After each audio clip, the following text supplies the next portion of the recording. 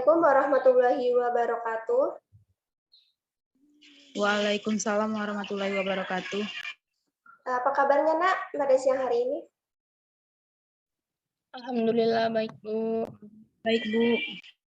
Sebelum kita mulai pembelajaran, mari kita berdoa bersama-sama ya. Berdoa mulai. Selesai? Sebelum itu, Ibu mau absen dulu ya. Halisa ada? Hadir, Bu. Nadia Ekayanti? Hadir, Bu.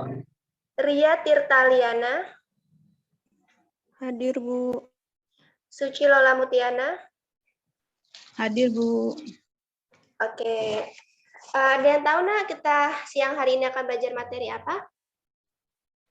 Larutan elektrolit dan non-elektrolit, Bu. Sudah terpampang ya, kita akan belajar larutan elektrolit dan non-elektrolit. Sebelum itu, Ibu akan membacakan tujuan pembelajaran kita pada siang hari ini. Setelah kegiatan pembelajaran, diharapkan peserta didik dapat memahami pengertian larutan elektrolit dan non-elektrolit, kemudian menganalisis sifat larutan elektrolit dan non-elektrolit berdasarkan daya hantar listriknya, kemudian mengelompokkan larutan elektrolit dan non-elektrolit berdasarkan jenis ikatannya, dan dapat menjelaskan penyebab kemampuan larutan elektrolit dapat menghantarkan arus listrik. Oke, kita masuk ke materi.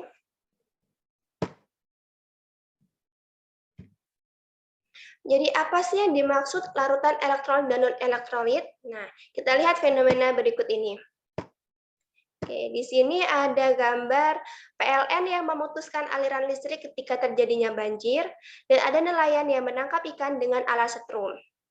Yang menjadi pertanyaan, satu, mengapa PLN melakukan tindakan tersebut? Apakah air banjir dapat menghantarkan arus listrik yang membahayakan penduduk? Yang kedua, mengapa ikan-ikan di sekitar penyetrum bisa mati? Apakah air sungai dapat menghantarkan arus listrik sehingga ikan-ikan bisa mati dan membahayakan nelayan?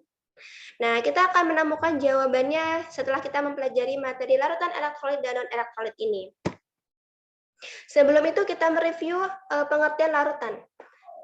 Ada yang tahu nggak apa yang dimaksud larutan? Ada, Bu. Silakan. Larutan adalah campuran dua atau lebih zat yang membentuk satu macam fase homogen, yang dimana setiap zat yang bercampur menyebar secara merata di seluruh campuran. Oke, benar ya. Jadi, larutan merupakan campuran dua atau lebih zat yang membentuk satu macam fase homogen, di mana setiap zat yang bercampur menyebar secara merata di seluruh campuran. Oke, larutan itu ada dua komponen ya, yaitu pelarut dan zat terlarut. Oke, di sini pelarut merupakan zat yang digunakan sebagai media untuk melarutkan zat lain yang umumnya jumlahnya lebih banyak dibanding zat lain dalam larutan.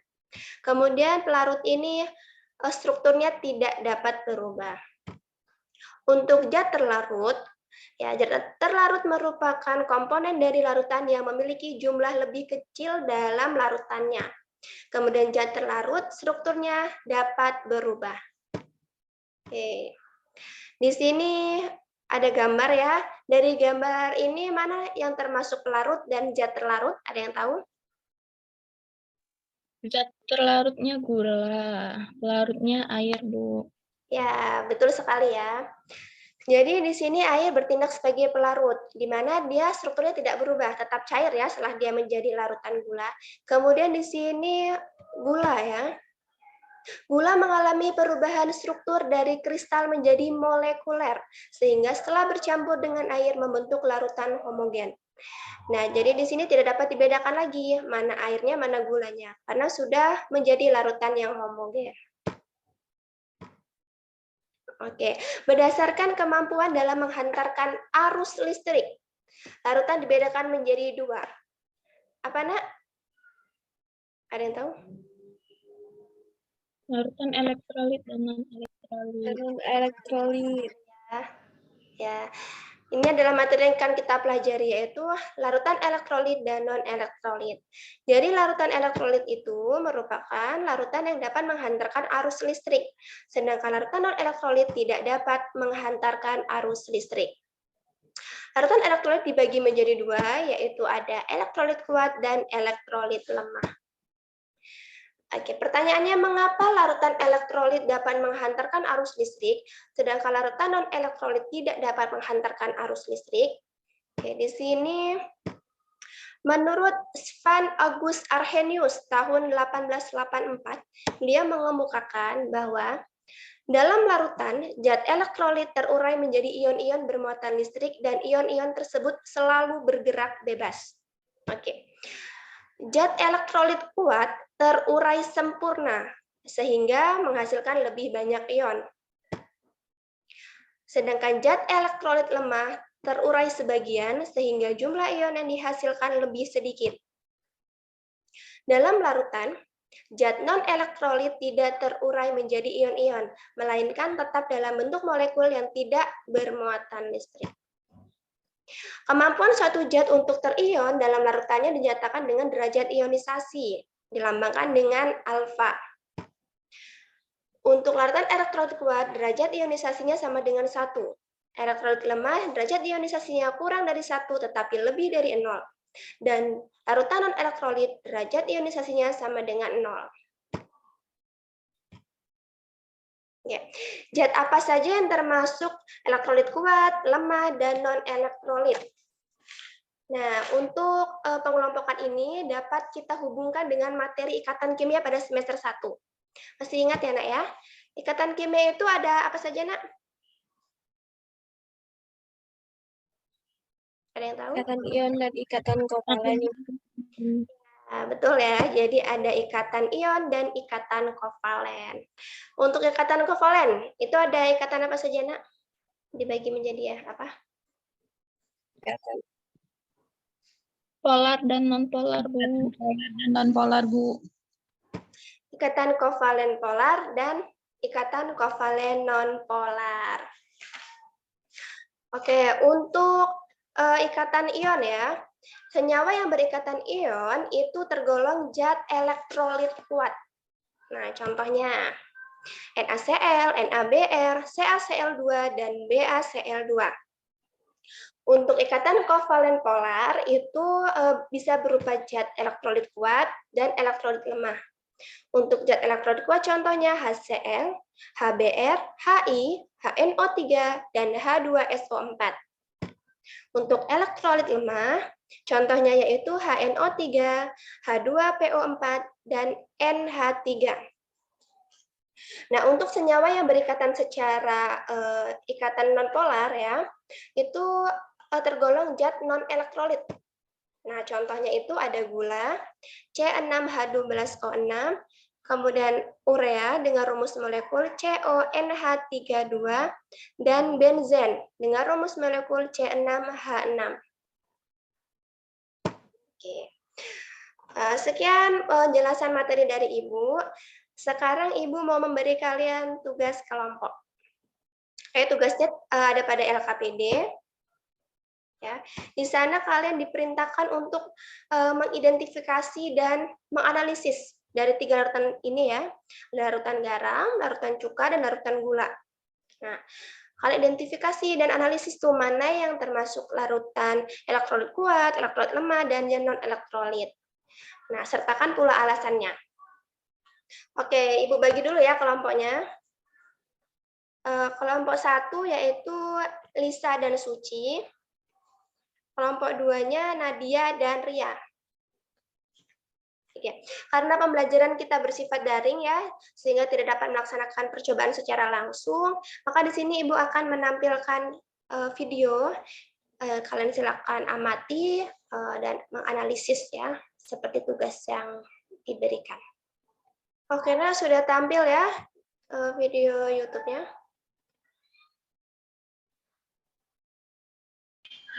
Ya sudah. Silakan kalian amati. Oke, dan kalian nanti berdiskusi ya. Hai, di video kali ini kita akan mencoba praktikum uji daya hantar larutan.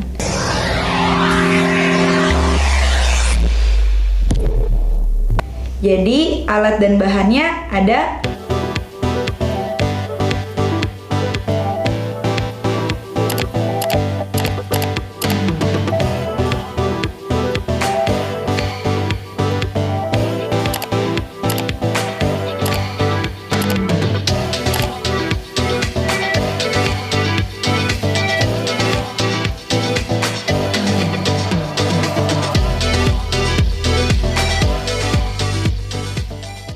Untuk alat uji daya hantar listrik, kita membutuhkan paku, kabel, jepit buaya, lampu, dan baterai.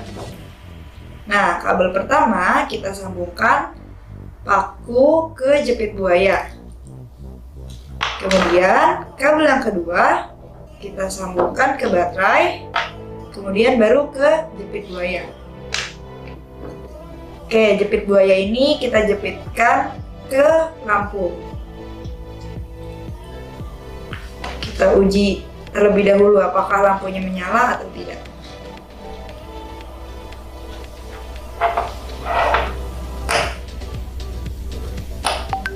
Jika menyala, berarti alat uji sudah siap digunakan.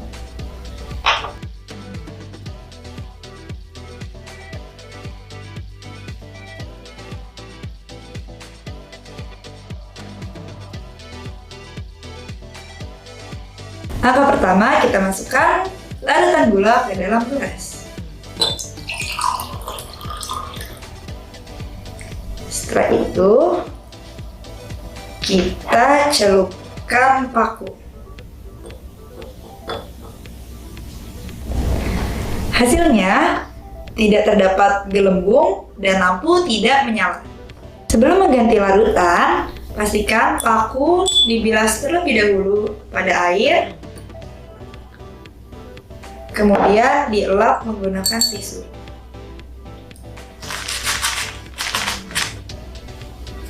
Supaya tidak ada larutan yang tercampur.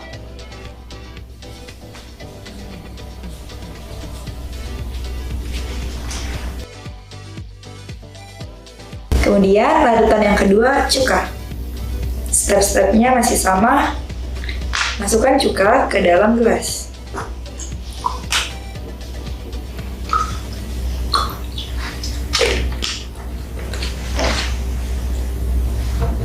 Setelah itu, masukkan paku ke dalam larutan. Hasilnya terdapat sedikit gelembung, namun lampu tidak menyala. Jangan lupa, paku dibilas lagi pada air, kemudian dielap. Setelah itu, lanjutkan ke larutan ketiga. Larutan ketiga adalah minuman isotonik. Langkah-langkahnya sama seperti yang pertama.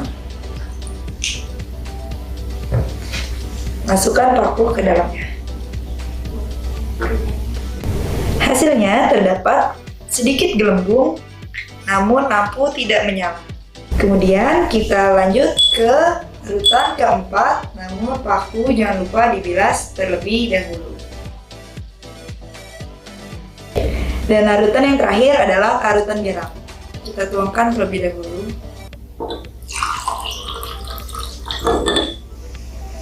Kemudian kita masukkan paku ke dalamnya. Hasilnya terdapat banyak gelembung gas dan lampu menyala terang. Setelah melakukan percobaan, coba kita buat kesimpulan dari percobaan tadi. Kemudian kita cocokkan pada materi yang akan kita pelajari, yaitu materi elektrolit dan non-elektrolit. Dadah!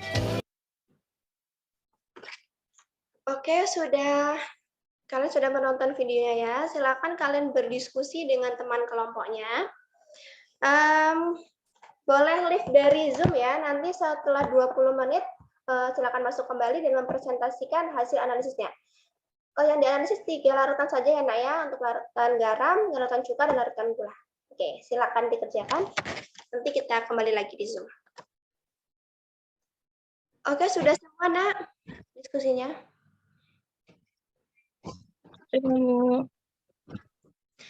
Oke, Ibu mau minta kelompok Nadia dan Ria ya, silakan untuk mempresentasikan hasil identifikasi dan analisisnya ya secara teori itu. Hasil kalian seperti apa? Silakan. Baik, terima kasih sebelumnya Bu. Perkenalkan, kami dari kelompok 1 yang beranggotakan saya sendiri Nadia Ekayanti dan rekan saya Ria Tuskaliana. Di sini kami akan membacakan hasil studi kasus analisis kami mengenai larutan elektrolit dan non-elektrolit. Yaitu yang pertama mengenai larutan garam. Larutan garam bisa disebut sebagai NaCl, di mana larutan garam ini termasuk larutan elektrolit kuat. Nah, sebagai ilustrasinya, jika kita memasukkan 5 partikel NaCl ke dalam air, maka seluruhnya akan terionisasi menghasilkan 5 ion Na+ dan 5 ion Cl-. Sehingga dalam larutan terdapat 10 ion yang bergerak bebas dan memancarkan arus listrik. Nah, lalu yang kedua mengenai larutan cuka dengan rumus molekul CH3COOH. Larutan cuka ini termasuk larutan elektrolit lemah, hanya terionisasi sebagian. Rumusnya yaitu CH3COOH menjadi CH3COO- ditambah H+. Larutan cuka ini termasuk zat elektrolit lemah.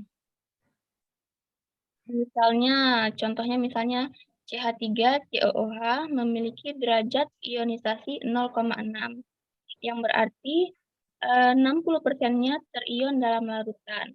Maka, jika kita memasukkan 5 partikel CH3COOH, yang terurainya hanya 60%-nya saja, yaitu 3 partikel. 3 partikel yang menghasilkan 3 ion CH3COO- ditambah 3 ion H+. Sehingga di dalam larutan terdapat 6 ion yang dapat bergerak bebas dan memancarkan arus listrik, namun tidak kuat. Nah, lalu penjelasan tentang larutan gula akan disampaikan oleh rekan saya, yaitu Ria Tuskaliana. Kepadanya dipersilakan.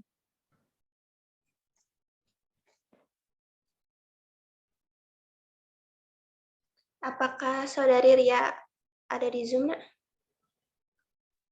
Sepertinya Saudari Ria terkeluar, Bu, mungkin karena jaringan. Maka dari itu saya akan melanjutkan pembacaannya mengenai larutan gula. Nah, di sini larutan gula dengan rumus C6H12O6. Larutan gula ini termasuk larutan non-elektrolit yang tidak terion dalam larutannya. Sehingga ketika kita memasukkan 5 partikel C6H12O6 dalam air, maka di dalamnya hanya terdapat 5 partikel gula tersebut, tidak ada ion yang dihasilkan. Terima kasih, itu saja presentasi dari kelompok kami. Jika ada salah kami mohon maaf, kepada Allah kami mohon ampun. Saya akhiri, wassalamualaikum warahmatullahi wabarakatuh. Waalaikumsalam warahmatullahi wabarakatuh. Oke, good job ya, bagus analisisnya dari kelompok Nadia dan Ria ya. Oke, sekarang Ibu mau minta kelompok Holisa dan Suci ya untuk menyampaikan hasil analisisnya mengenai uji daya hantar listrik 3 larutan tadi. Ya, silakan, Nak. Baiklah, untuk uji daya hantar listrik 3 larutan tersebut,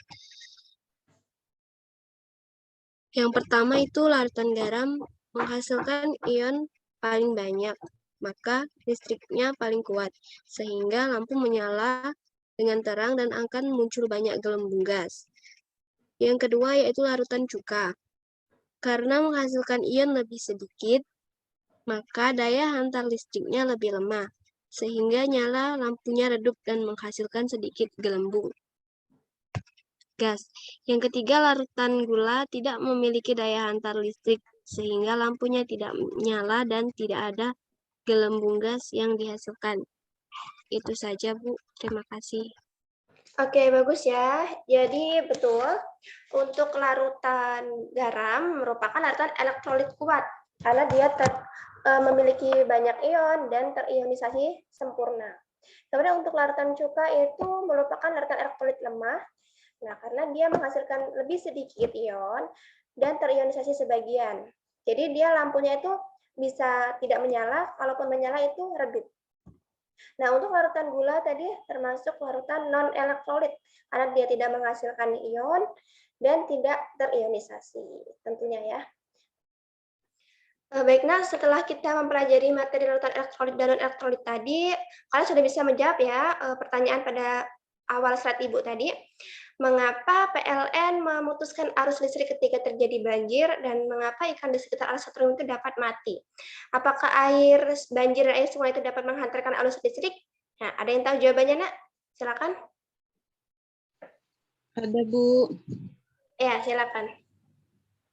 Karena air sungai dan air banjir mengandung banyak ion yang terurai yang dapat menghantarkan alur listrik ketika ada arus listrik yang mengalir seperti dari alat penyentrum ikan dan aliran listrik PLN, Bu. Oke, good job ya. Jawabannya tepat. Jadi, jika air itu air murni, dia tidak dapat menghantarkan arus listrik. Tetapi jika air tersebut sudah tercampur dengan zat-zat lain, maka dia akan terdapat ion dan dapat menghantarkan arus listrik. Termasuk dari air banjir tadi dan air sungai ya, karena dia sudah tercampur dengan zat-zat lain. Oke, nah sekian pembelajaran kita pada hari ini. Mungkin ada yang ingin ditanyakan?